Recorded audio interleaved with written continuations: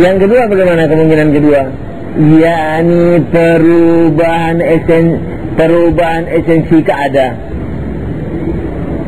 Yakni bukan esensi, tapi perubahan esensi keada. Kan esensi tidak, karena sepi dari ada dan tiada. Dia pentadbiran. Bagaimana kalau perubahannya? Yakni perubahan esensi dari esensi keada. Jadi prosesnya itu yang disebabi, prosesnya itu yang dieksekusi oleh sebab.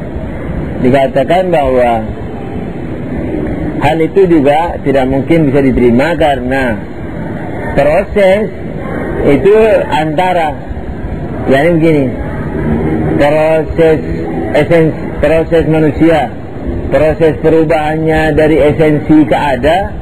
Dari esensi ke ada itu bain-bain katanya orang Arab, fi bain. Jadi di antara dua posisi, di antara dua titik. Nah, jadi dia ada di dalam antara. Sementara antara itu urusannya dalam akal. Ketika dikatakan kereta api itu bergerak dan Jogja, antara stasiun Surabaya dan Jogja itu adanya dalam akal. Sebab kereta api di mana saja dia berada, itu sebenarnya dia ada pada satu titik. Tidak di semua titik antara Surabaya dan Jogja. Kecuali kalau kereta apinya panjang sekali, sepanjang stasiun Surabaya sampai di Jogja. Jadi kalau kereta apinya panjang, sepanjang dari stasiun, jadi kepalanya ada di stasiun Jogja, buntutnya ada di stasiun Surabaya. Nah itu baru dikatakan titik antaranya betul, itu bukan dalam akal. Jadi kereta api ada di antara stasiun Surabaya dan Jogja, itu dalam satu titik, tidak apa-apa. Jadi seluruh titik antara dipenuhi oleh kereta api. Tapi kereta apinya pendek, paling-paling 100 meter paling panjang misalnya. Nah ketika dikatakan antara, nah itu berarti ada dalam akal. Tidak mungkin di luar akal, karena di luar akal apa? Dalam satu titik saja. Tidak, tapi pembayangan akal. Jadi pembayangan kereta api dari titik mula sampai ke titik yang dituju, nah itu pembayangannya itu adalah akal. Oleh karena itu ini menjadi dalil bahwa dia juga tidak bisa menjadi objek dari pengefekan sebab. Begitu. Lalu tidak tersisa kecuali yang satu, yaitu apa? Yaitu ada.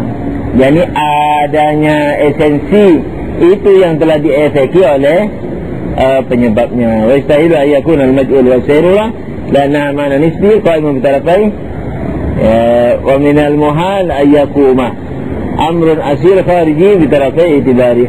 Yani ketika dikatakan bahwa perubahan esensi dari esensi menuju wujud, berarti dia ada di antara dua titik, berarti dia dikuatkan posisinya oleh dua titik itu. Maksudnya begini, ketika tidak ada Jogja, tidak mungkin titik antara stasiun Surabaya dan Jogja ada. Jadi ketika kereta api dikatakan berada di antara stasiun Surabaya dan stasiun Jogja, berarti keberadaan antara itu dikuatkan posisinya dikuatkan, dipondasi oleh siapa? Oleh dua antara itu, oleh dua ujung itu. Kalau tidak ada dua ujungnya, maka tidak mungkin kereta api itu ada. Yakni kereta api antara stasiun Jogja dan Surabaya, tapi stasiun Jogjanya tidak ada, ambruk itu kereta apinya. Jadi ketika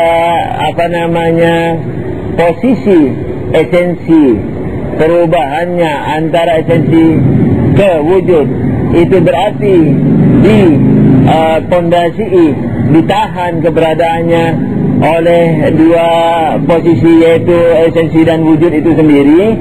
Berarti perubahannya itu ada dalam antara, berarti dia itu betul-betul menjadi wujud yang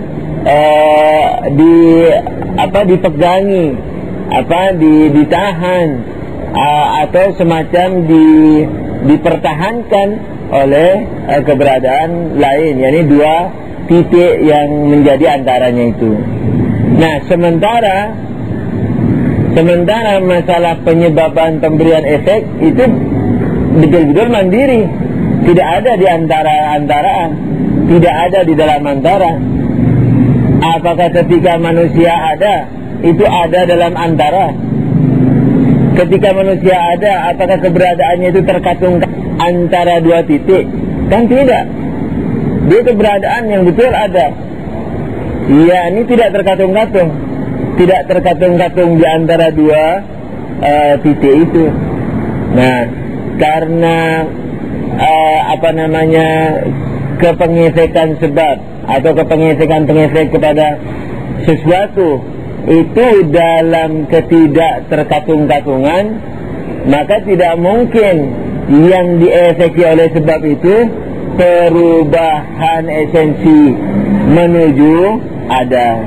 Di mana perubahan esensi menuju ada itu merupakan keberadaan terkatung-katung, yakni keberadaan tergantung atau terkatung antara dua titik.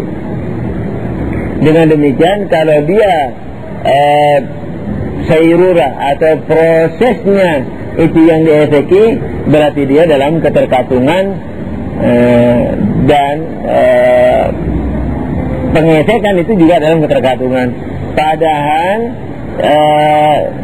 sebab ketika memberi kasu kepada akidahnya itu tidak dalam keterkatungan, jadi dia betul-betul mandiri. Sekalipun dalam kacamata yang lain dia itu tergantung atau tergantung atau ya merupakan wujud ketergantungan kepada sebabnya. Itu sudah pasti namanya sebab.